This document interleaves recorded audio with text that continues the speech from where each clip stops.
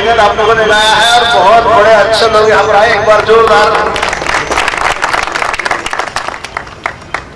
दोस्तों आजकल सारे शहर के दौड़धाम में ऐसे शाम के समय इकट्ठा होना, एक दूसरे के साथ प्रेम से बैठना, खाना खाना, मौका बहुत कम मिलता है। सिर्फ मुस्लिम बिरादर में तो लोग आते जाते एक दूसरे से मिलते हैं, लेकिन कुल मिलाकर के कम हो गया है। मैंने एक पिक्चर में एक कविता सुनी थी, मुझे बड़ा वो होते रहता है उसको सबको सुनाने का, और बड़ी सटीक है। आज के सारे समय का वर्णन बड़ा अच्छा उसने किया है। कविता ऐसी है कि शहर की इस दौड़ में दौड़ के करना क्या है, और अगर यही जीना है दोस्तों तो फिर मरना क्या है। पहली बारिश में ट्रेन लेट होने की फिक्र है, भूल गए कि भीगते हुए टहलना क्या है। सीरियल के किरदारों का सारा हाल है मालूम, मगर माँ का हाल पूछने की फुर्सत क्या है। अब रेत पर नंगे पांव टहलते क्यों नहीं, 108 है चैनल पर दिल बहलते क्यों नहीं। मोबाइल लैंडलाइन सबकी भरमार है, पर जिगरी दोस्त तक पहुंचे वो तार कहाँ है। इंटरनेट के माध्यम से पूरी दुनिया के ऊपर टच में है, लेकिन पड़ोस में कौन रहता है जानते तक नहीं। कब सूरज को डूबते हुए देखा था याद, कब जाना था शाम का गुजरना क्या है। तो दोस्तों शहर में इस दौड़ में दौड़ के करना क्या है, और अगर यही जीना है तो फिर मरना क्या है। वाह, अच्छी लगी ना।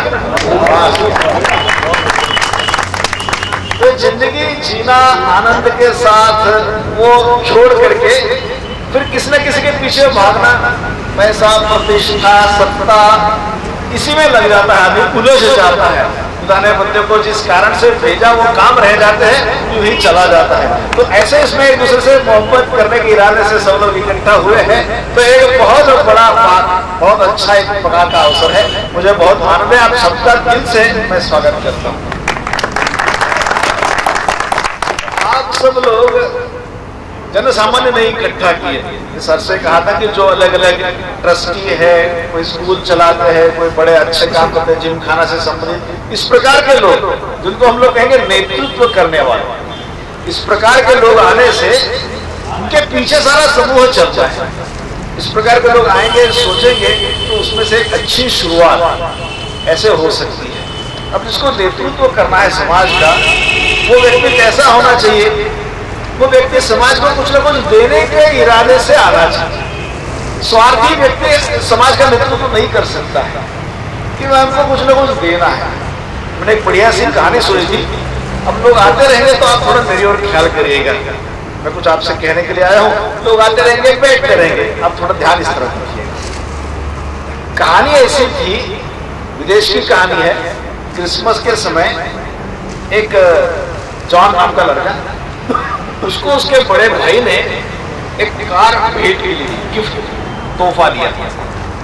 तो कार लेकर के घूम रहा है, इधर उधर इधर जा रहा है। एक जगह पार्क की बाजार में कुछ दुकान में कुछ खरीदने के लिए गया, तो वापस ऐसे चाबी घुमाता घुमाता घुमाता कार के पास आया, तो देखा एक छोटा सा लड़का, घुंघराले बाल वाला, बिल्ली जैसी आंख वाला, वैसे कार पे हाथ घुमा के देखा।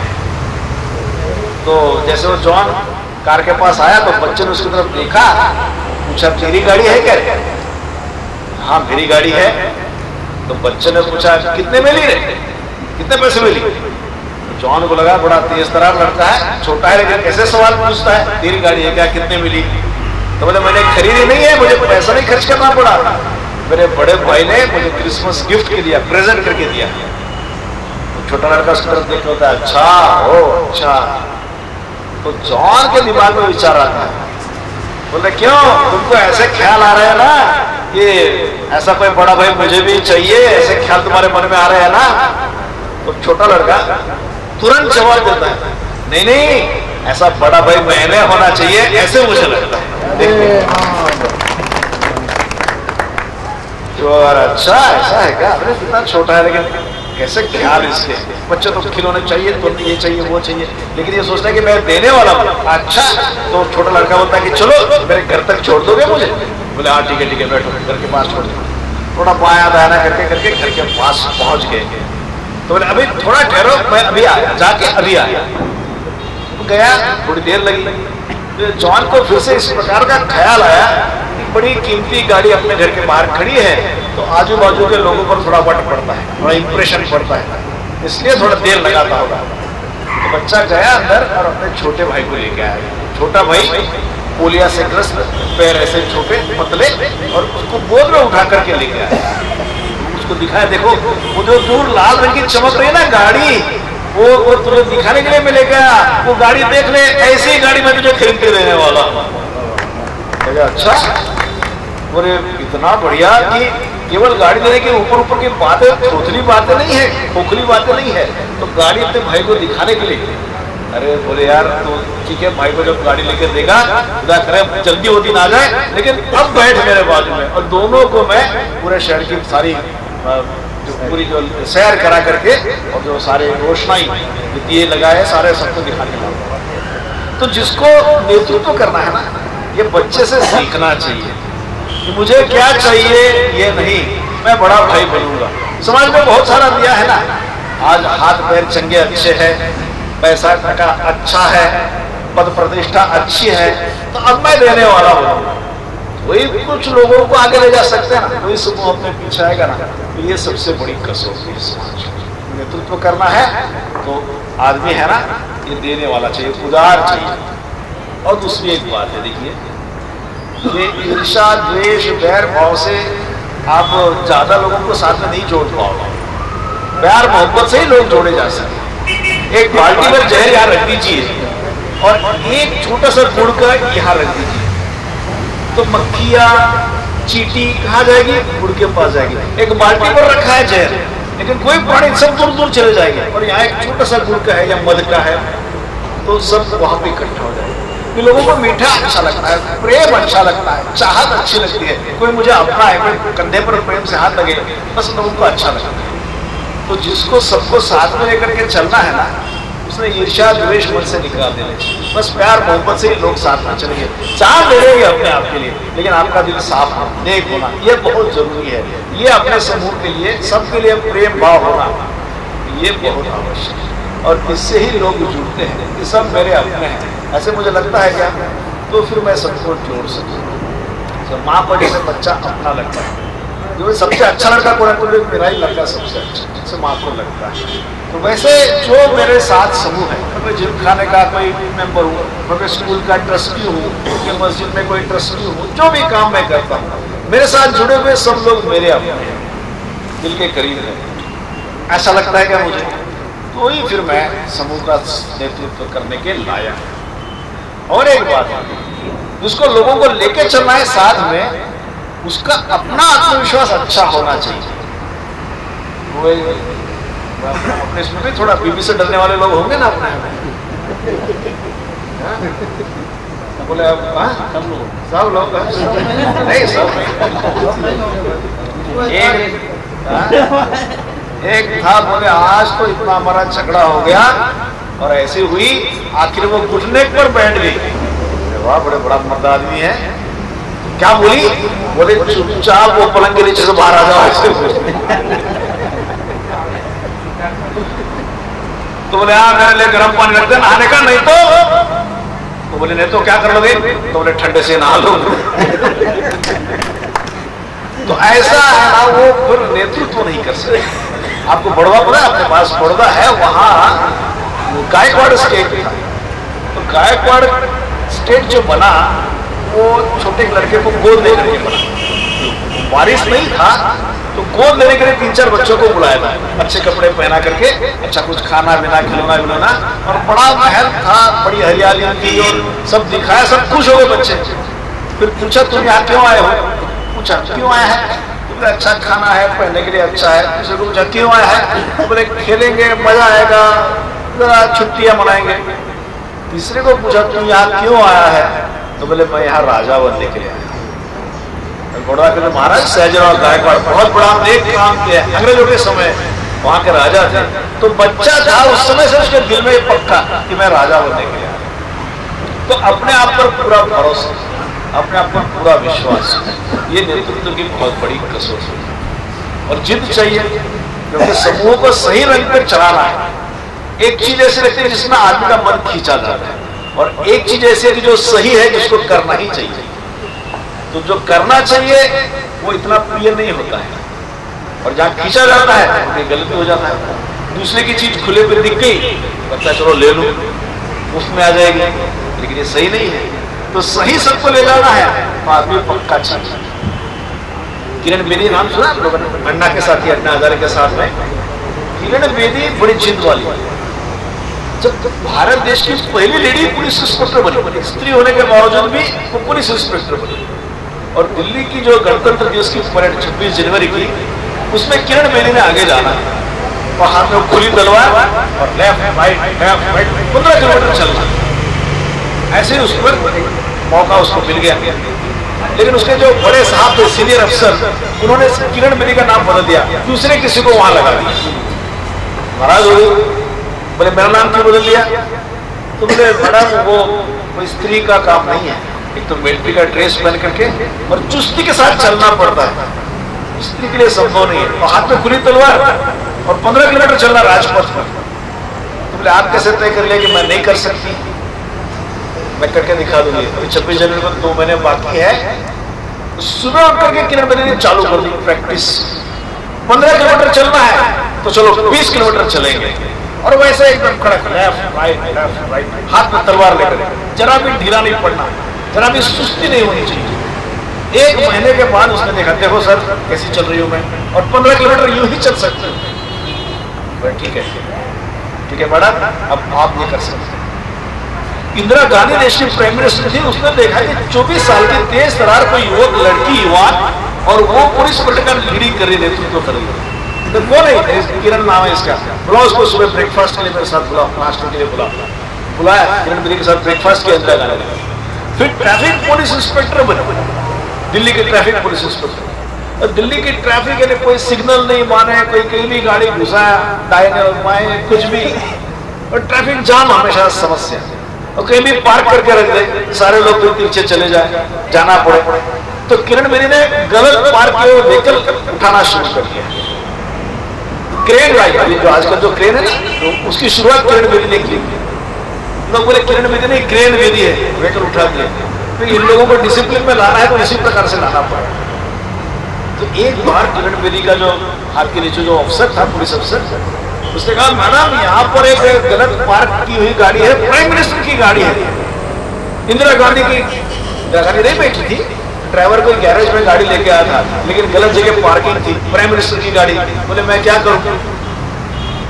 अब एमएलए भी है, तो मैं बोला नहीं साहब वो क्या पुलिस नहीं साहब की गाड़ी, अरे छोड़ो यार क्या साहब की गाड़ी, प्राइम मिनिस्टर की गाड़ी। किरण बेदी ने कहा कि उठाओ, गलत पार्किंग किया तो उठाओ, भले प्राइम मिनिस्टर की गाड़ी हो। इंदिरा गांधी की गाड़ी उठा ली उसने। तो जिसको नेतृत्व करना है ना, अपने सिद्धांत पर अडिगता से चल सकता है क्या? कोई नेतृत्व कर सकता है कि नहीं? ये सही है वो सही है, गलत है वो गलत है।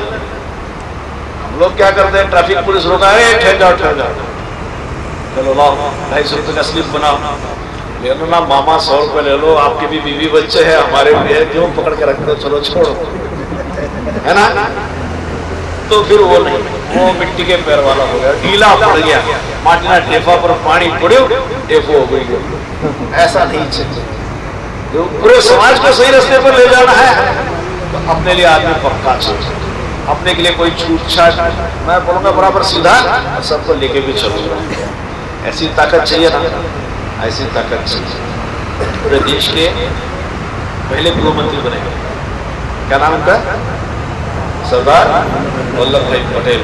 तो लोह पुरुष, गुजरात में लोह पुरुष, छोटा लड़का था वल्लभ नाम का, तो ये बगल में थोड़ा सा फुल्ली आ गई, थोड़ा आ गया।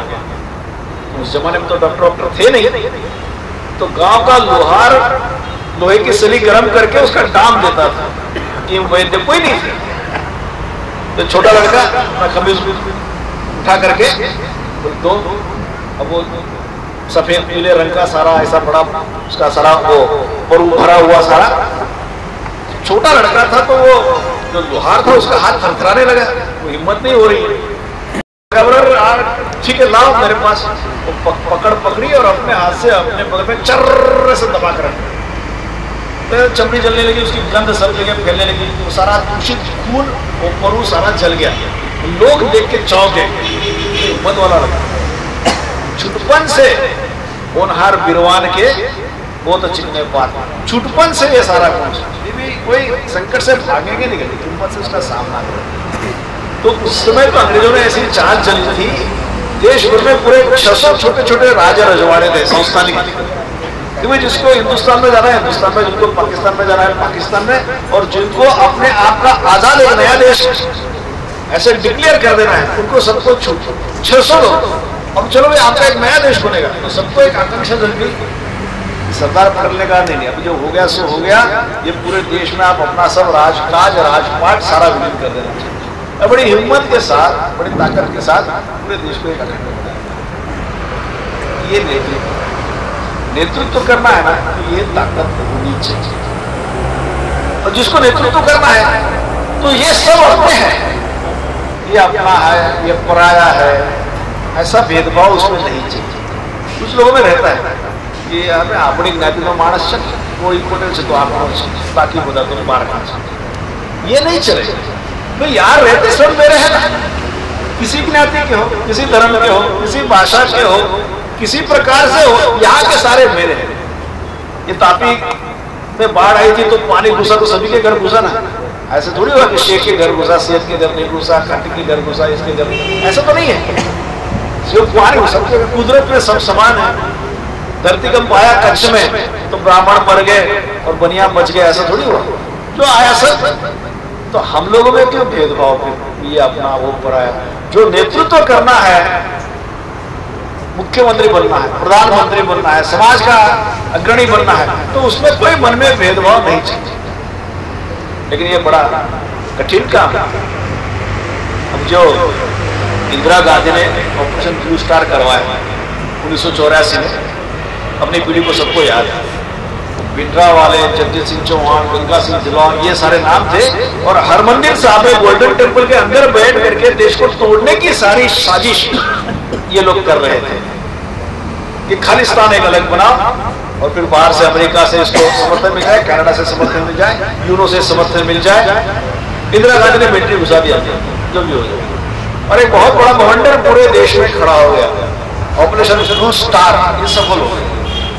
फिर जो गुप्तचर एजेंसी थी अपने देश की, उन्होंने इंदिरा गांधी को कहा कि मैडम देखिए आपकी जान को खतरा है।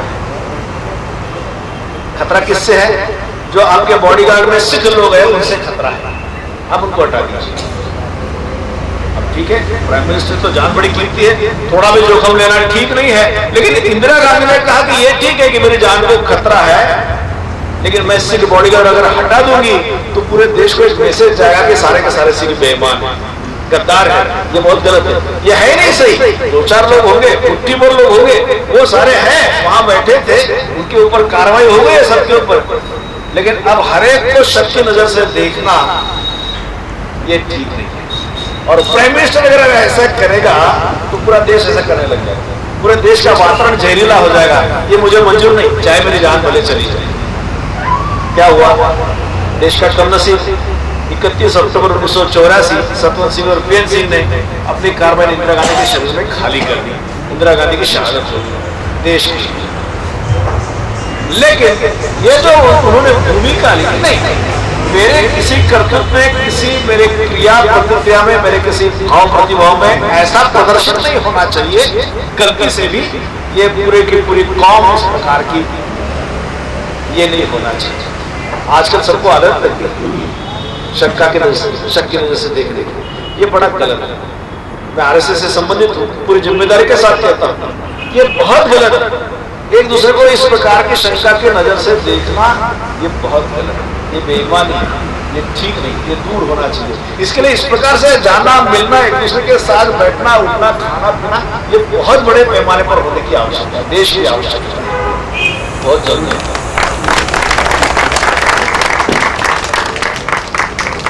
मुरारी बापू एक कथा बताते हैं, बहुत बढ़िया कथा है। वो कथा ऐसी है, एक आदमी था राजस्थान का, ऊंट थे उसके पास 17, 3 लड़के थे। मरते समय तो लिखते हैं, क्या कहते हैं, वसीयत लिख के गया कि बड़े आदमी, बड़ा जो लड़का है उसको आधे ऊंट दिए जाए, मझला जो लड़का है उसको 1 तिहाई दिए जाए, और छोटा है उसको 9वां भाग दिया जाए। ऊँट का 9वां हिस्सा उसको दिया जाए। ठीक है, जब वसीयत लिखी, लिख के मर गया, मरने के बाद फिर वो निकाली वसीयत, तो बोले 17 ऊँट है और आधे बड़े को दे, तो आधे कैसे हो, और 1/3 जो मजला है उसको दे, तो 1/3 भी नहीं हो, 9वां हिस्सा छोटे को देना तो 9वां हिस्सा भी नहीं हो, काटना तो ठीक है, उनको मारे कैसे, अब करना क्या। तो 3 दिन कोई दाना पानी देने वाले नहीं, ऊँट देख रहे कि अभी हमारा मालिक कौन बनता है, और कोई समस्या का कोई उपाय नहीं, जटिल हो गई समस्या। और तीसरे दिन शाम को एक आदमी व्यापारी होगा, ऊँट पे बैठ करके दूसरे गांव जा रहा है, देखा लोग इकट्ठा है, कोई समस्या है, कोई हल नहीं निकला, बोले क्या चीज है, क्या होगा, बोले बड़ी जटिल समस्या है, 17 ऊँट है, बड़े को आधे देने, मजलू को 1/3, छोटे को 9वां हिस्सा, क्या करे, चलो बोले मैं हल कर दो, हल करो, तो बोला मेरा ऊँट उसमें डाल दो, चलो मेरा ऊँट मैं दे देता हूँ। बोले भाई साहब आपका ऊँट क्यों दे रहे हो, झगड़ा तो इन लोगों का है, आपका क्यों दे रहे हो, नहीं दे, बोले दे दो, हल करना है ना, समस्या जटिल है, हल करना है, मेरी ओर से मेरा ऊँट उसमें डाल। कितने हो गए, 18 हो गए। बड़े लड़कों को कितना चाहिए, आधे चाहिए, तो 9 बड़े लड़कों को दे दिए, 9 हो गए। 1/3 मजले वाले को चाहिए, तो कितने हो गए, 6, तो मजले वाले को दे दिए, और 9वां हिस्सा छोटे को देना है, तो हो गए, तो छोटे को दे दिए, 9 + 6 + 2 हो गए 17, बोले लाओ मेरा ऊँट वापिस, है ना, बढ़िया है ना। तो मुरारी बापू ने कहा कि देश की सारी जटिल समस्या जिसके हल नहीं निकलते, इसका कारण यह है कि अपना ऊँट डालने को कोई तैयार नहीं है। अपना ऊँट डालोगे तो ऊँट तो वापस मिलेगा नहीं, क्रेडिट भी मिलेगा, जश मिलेगा, और प्रॉब्लम भी सॉल्व हो जाएगा। तो भैया कोई पहल तो करें, तो हमारे भारत भारती ने पहल की है कि चलो लोगों से संवाद करें, इकट्ठा बैठे, और फिर ध्यान में आता है कि दिल के गहराई में सब लोग एक है, सबको वतन से प्यार है, सबको मोहब्बत है, और जिसको प्यार है वो सारे अपने हैं, जिसको नहीं है वो सारे पराए हैं। राजीव गांधी के समय में कैलाश शर्मा नाम का आदमी, शर्मा ब्राह्मण आदमी, चोटी रखता था, गरोई पहनता था, पूजा पाठ करता था, लेकिन भाई साहब को देश के सारे सीक्रेट रहस्य, कल अगर युद्ध हो जाए तो क्या क्या करनी चाहिए व्यवस्था, इसकी सारी ब्लूप्रिंट उसने बेच दी अपने कुछ चांदी के सिक्कों के लिए। ये एक आदमी है, क्या केवल ब्राह्मण है इसलिए अपना हो गया, बेईमानी कर दी। और एक व्यक्ति है, नाम आप जानते हो, लेकिन मैं उनके जीवन की एक कहानी बताऊंगा, नाम है बिस्मिल्लाह खान। बिस्मिल्लाह खान बड़े दर्जे के शहनाई वाले, अमेरिका ने बुलाया, बिस्मिल्लाह खान अमेरिका आओ, अमेरिका में कोई शहनाई बजाना नहीं जानता ही नहीं, और अमेरिका का गौरव बढ़ा, तुमको रहना खाना पीना ऐशो आराम की जिंदगी सारी, अमेरिका अमीर लोगों का देश है, तो मैं अकेला कैसे आऊं, मेरा बड़ा परिवार 50-55 लोग हैं, मैं सबको लेके आ जाओ, सबके रहने की व्यवस्था करेंगे, कोई चिंता नहीं है, आ जाओ सब। बिस्मिल्लाह खान बोले एक हमारे परिवार में है, वो अमेरिका नहीं आ सकती, वो नहीं आ सकती, इसलिए मैं भी नहीं आऊंगा, मैं नहीं आऊंगा। कौन है, कोई बुढ़िया है, वो नहीं आ सकती, विमान में लेके जाना है, क्या चिंता है, वो नहीं आ सकती। बिस्मिल्लाह खान है बोले कि वो है मेरी गंगा, जिसके किनारे पर एक छोटा सा लड़का पीपल के पत्ते की पुंगी बना करके बजाता था, उसका संगीत वो गंगा मैया ने सुना है, उसको छोड़ करके मैं नहीं आ सकता, वो नहीं आ सकता, उसको छोड़ के मैं नहीं आ सकता। ये वतन मेरा है, इसके नदी, पहाड़, झरने, जंगल, शहर, गांव, समुद्र किनारे सारे मेरे अपने हैं। यहाँ के लोग जो तमिल बोलेंगे, मलयालम बोलेंगे, तेलुगु बोलेंगे, मराठी बोलेंगे, गुजराती बोलेंगे, पंजाबी बोलेंगे, जो भी भाषा सारी मेरी है। यहाँ के लोग जो भी जाति के सारे मेरे हैं। और अपना देश दोस्तों ऐसा है कि यहाँ कभी धर्म के नाम पर झगड़ों को प्रोत्साहन नहीं। आपको पता है ईरान देश है, ईरान से पारसी प्रजा जो निकली वहां से पराजित होकर के हार करके दुनिया में सब जगह गई, सब जगह उनको बड़ी तकलीफें पड़ी, कहीं टिकी नहीं। पारसी आज जो थोड़े भी मुट्ठी पर हो वो आज अपने भारत देश में, हिंदुस्तान में केवल, और अपने गुजरात में ही सबसे वो संजान के पास, उमरगांव के पास जो संजान है, वहां वो आए पारसी, और राजा का नाम था जादव राणा। उसके दरबार में गए तो बूढ़ा था, सबका नेता, नेतृत्व करने वाला, और बाकी सब लोग थे। दरबार में गए और एक था भूभाषी, उनकी भाषा बोलने वाला। तो राजा को बोले, राजा को बना दो, हमारा अपना वतन टूट गया, हम बेघर हो गए, ये सारा हो गए, आपके सारे आए। तो राजा बोले, हमारे वतन में जगह नहीं है, आप कहीं जाके और ढूंढो, दुनिया बहुत बड़ी है। तो बोले, नहीं राजा ऐसा मत करो। बोले, जगह नहीं, आपको जगह कहां से? तो कहानी ऐसे है कि बूढ़े ने कहा कि राजा एक गिलास भर के दूध लेके आओ। तो ठीक है, दूध लेके आया, गिलास में बिल्कुल जगह नहीं, पूरा भरा, बिल्कुल पूरा भरा हुआ। तो बूढ़े ने अपने जेब में से शक्कर की पूड़ियां निकाली और वो दूध में डाल दी। और देखो, गिलास में जगह नहीं थी, लेकिन फिर भी शक्कर समा गई। हम इतने थोड़े से हैं, दूध को मीठा कर देंगे, दूध को मिठाई कर देंगे और हमको समान देंगे। आज दुनिया भर में कहीं पारसी नहीं है, भारत देश में टाटा है, और स्पोर्ट्स में भी है, उद्योग में भी है, साइंटिस्ट होमी भाभा वो भी है, और रूसी मोदी है, सब पारसी, पूरे देश का गौरव है। तो इस प्रकार सब लोग अगर प्रेम मोहब्बत से रहते हैं, वतन का नाम पूरे दुनिया में अच्छा। ऐसा कौन लेकर जाएगा? जैसे कोई महिला स्त्री है, उसको पति चाहिए, शौहर चाहिए, वैसे प्रजा को राजा चाहिए और समाज को नेता चाहिए। ऐसा नेतृत्व को चुनना है। चुनाव का सबसे बड़ा काम वही है कि नेता को चुने, जिसके दिल में सबके लिए प्यार है। डॉक्टर कलाम थे देश के प्रेसिडेंट। एक बार पत्रकार ने पूछा कि डॉक्टर कलाम, आपके जीवन की सबसे बड़ी खुशी आपको कब हुई, कौन से मौके पर हुई? तो बोले, मौके तो ज्यादा है, एक से ज्यादा 3 मौके हैं जब मुझे बहुत आनंद हुआ, दिल मेरा नाचने लग गया, बहुत अच्छा लगा।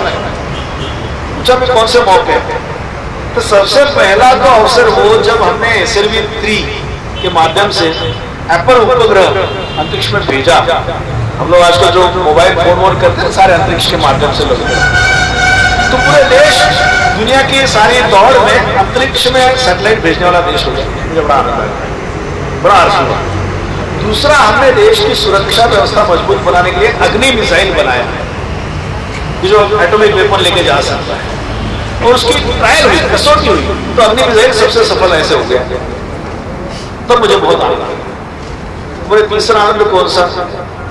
तीसरा आनंद वो कि जब हमने सैटेलाइट जो आकाश में भेजना है, उसके लिए एक मेटल बनाया है, कार्बन नाम का धातु बनाया, जो वजन में हल्का है लेकिन अंदर से बहुत मजबूत है, ऐसे बनाया। तो बोले, मेरा एक फिजियोथेरेपिस्ट दोस्त ये हमारी फैक्ट्री में आया, उसने कहा कि डॉक्टर कलाम, ये जो आपने मेटल विकसित की है, ये केवल सैटेलाइट के लिए है कि दूसरे कुछ काम के लिए भी इसका उपयोग कर सकते हैं? मैंने कहा कि नहीं, कोई काम है तो क्या है, वैज्ञानिक संशोधन सारे मानवता के लिए। तो बोले, नहीं, मेरे वो जो पोलियो पेशेंट है जिनको नकली टांगे लगानी पड़ती है, तो आजकल जो नकली टांगे होती है बड़ी भारी, 3-3 किलो की, उसको उठा करके चलना पेशेंट को बड़ी तकलीफ होती है। तो इसकी अगर हम लोग नकली टांगे बनाएंगे तो बड़ी हल्की लेकिन मजबूत, टूट ना जाए बीच में, ऐसी बनेगी। ठीक है, बनाओ, अच्छी बात है। वो फिजियोथेरेपिस्ट जो था का वैद, उसने बराबर की वो एक साइज की एक टांग बनाई और एक पोलियो पेशेंट को पहनाई। तो जो 3 किलो की उठा करके चलने वाला, वो उसने देखा कि हल्की है, तो चल सकते हैं, तेजी से चल सकते हैं, थोड़ा दौड़ भी सकते हैं, थोड़ा नाचने भी लग गया। उसके चेहरे पर जो खुशी और उसके कारण जो आंसू आ गए, वो देख करके मेरे दिल को जो आनंद हुआ, वो मेरे जीवन का सबसे बड़ा। ऐसा कोई व्यक्ति है ना, ऐसा नेतृत्व करने वाला अच्छा। और मैं बड़े बिना किसी संकोच के कह सकता हूं कि आज के अपने जो गुजरात के चीफ मिनिस्टर है नरेंद्र भाई मोदी, देश चाहता है फिर से एक लौह पुरुष को, जो सरदार पटेल जैसे, और फिर से गुजरात से अपेक्षा की जा सकती। पूरे गुजरात में, पूरे देश में आप देखिए, कहां जहां कहीं आतंकवादी घटना बनी, एक लाल टीली लगा दीजिए, यहाँ बना, मुंबई बना, जयपुर बना, मद्रास बना, बेंगलोर बना, गुवाहाटी में हुआ, कलकत्ते में हुआ, पूरा देश लाल रंग से। गुजरात में नहीं है, अक्षरधाम हो गया, लेकिन गुजरात में नहीं है। सूरत में भी बहुत सारे बॉम्ब थे, लेकिन कहीं कुछ हुआ नहीं। इसका सारा श्रेय जाता है। तो पूरे बाकी राज्यों के लोग बड़े चकित थे, मोदी के सर पकड़ लेता है। बोले, आप लोग पैर पकड़ते हैं, मैं गला पकड़ता हूँ, 4 फुट के अंतर है, लेकिन बहुत फर्क पड़ता है। जब देश में पाकिस्तान, बांग्लादेश, चाइना, अमेरिका, सारे देश को खाने के लिए निकलने के लिए तुले हुए। नक्सलवाद है, कोई आतंकवाद है, कोई कौन है। ये चक्रव्यूह पिक्चर हमने देखी 2 दिन पहले। आप लोग सब देखिए कि क्या समस्याओं से देश अपना जूझ रहा है। पूरी नक्सलवाद पर वो पिक्चर है। पूरी छत्तीसगढ़, उड़ीसा और हमारा महाराष्ट्र का विदर्भ का इलाका और आंध्र प्रदेश, वो सारा नक्सलवाद की चक्कर है।